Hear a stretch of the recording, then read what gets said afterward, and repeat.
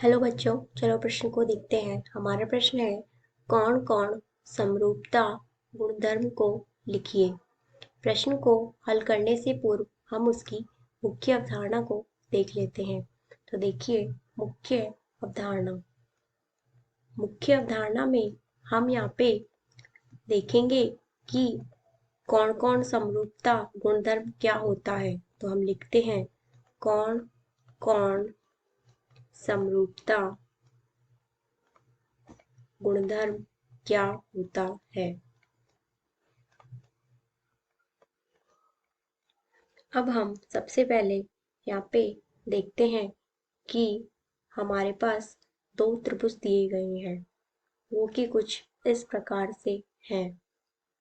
देखिए, इस त्रिभुज का नाम हो गया त्रिभुज ए बी सी और दूसरा त्रिभुज हो गया हमारे पास ये, इसका नाम दे दिया हमने पी क्यू आर। तो अब हम देखते हैं कि कौन कौन समरूपता गुणधर्म क्या होता है। तो इन दोनों त्रिभुजों में कोण ए समरूप है कोण पी के। इसी तरीके से कोण बी है वो समरूप है कोण क्यू के। तो अब हम देखते हैं कि त्रिभुज ए बी सी और त्रिभुज पी क्यू आर में, तो हम इस तरह से लिखते हैं त्रिभुज ए बी सी और त्रिभुज पी क्यू आर में। तो हम यहाँ से देख सकते हैं कि कोण ए बराबर है कोण पी के। मतलब हमने दो त्रिभुज लिए हैं जिसमें कोण ए कोण पी के क्या है, बराबर है। समरूपता की बात हम बाद में करेंगे, पहले हम मानते हैं कि दोनों कोण आपस में बराबर है। इसी तरीके से कोण बी है जो वो बराबर है कोण क्यू के। तो अब हम यहाँ पे इसे समीकरण नंबर 1 और इसे समीकरण नंबर 2 दे देते हैं। तो अब हम यहाँ पे कौन कौन समरूपता नियम लगाएंगे। तो हम लिखते हैं कौन कौन समरूपता नियम से। तो अब हम यहाँ पे देखते हैं कौन कौन समरूपता नियम से। तो देखिए, त्रिभुज ए बी सी और त्रिभुज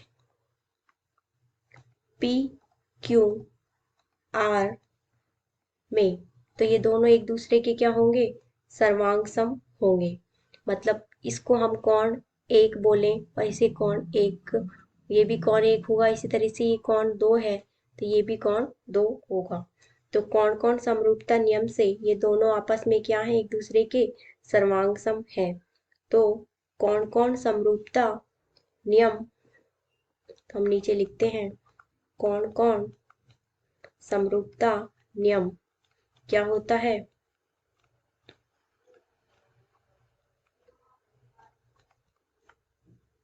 वो होता है, देखिए, यदि दो त्रिभुजों में दो कोण, तो हम लिखते हैं यदि दो त्रिभुजों में दो कोण बराबर हैं,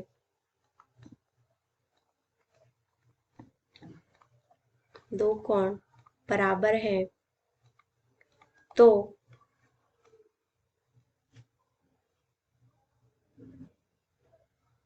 वे दो त्रिभुज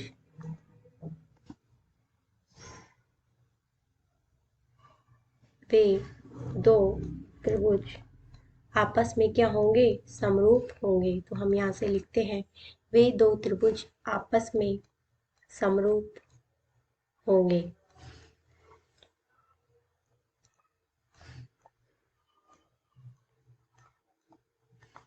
तो अब हमने प्रश्न की मुख्य अवधारणा से ये बता दिया है कि कैसे कोई दो त्रिभुज आपस में एक दूसरे के समरूप हो सकते हैं। वे समरूप जब हो सकते हैं जब उनके दोनों दो कोण आपस में बराबर हो। आशा करते हैं आपको समझ में आया होगा। धन्यवाद।